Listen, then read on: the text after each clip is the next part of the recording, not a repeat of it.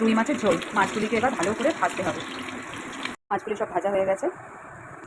এবার তেলের মধ্যে জিরে ফোড়ন দেবো, আলু দেবো, এর মধ্যে একটু নুন দেবো, দিয়ে লাল লাল করে ভাজতে হবে। ও বন্ধুরা, তোমাদের বলতেই ভুলে গেছি, এর মধ্যে আমি 2-4 টুকরো কাঁচকলাও দিয়ে দিয়েছি। বাড়িতে ছিল তাই ঝোলের মধ্যে দিয়ে দিয়েছি। তারপর লাল লাল করে ভাজা হয়ে এসছে। এবার এর মধ্যে আদা আর কাঁচা লঙ্কা বাটা দেবো।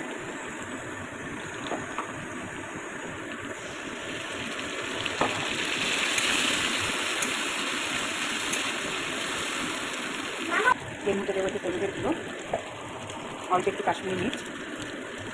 কাশ্মীরি মির্চটা শুধুমাত্র রঙের জন্য আমি ব্যবহার করি, যেহেতু আমরা কাঁচা লঙ্কা বাটা দিয়ে সব কিছু রান্না করি। আর অল্প একটু ধনের গুঁড়ো দিয়ে এটাকে ভালো করে কষাবো। আর একটু নুন দিতে হবে।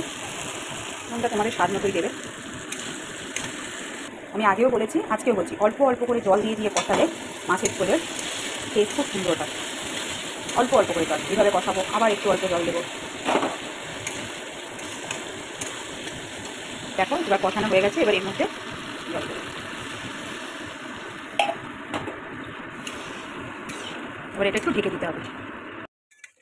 আলুগুলো প্রায় সেদ্ধ হয়ে গেছে। এবার এর মধ্যে ভেজে রাখা মাছগুলো দিয়ে দেবো।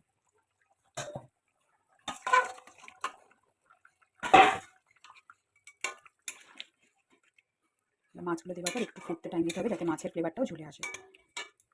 এর মধ্যে আমি দেবো ভেজে রাখা জিরের মশলা। এটা দেওয়ার ফলে মাছের ঝোলে একটা দারুণ টেস্ট আসে।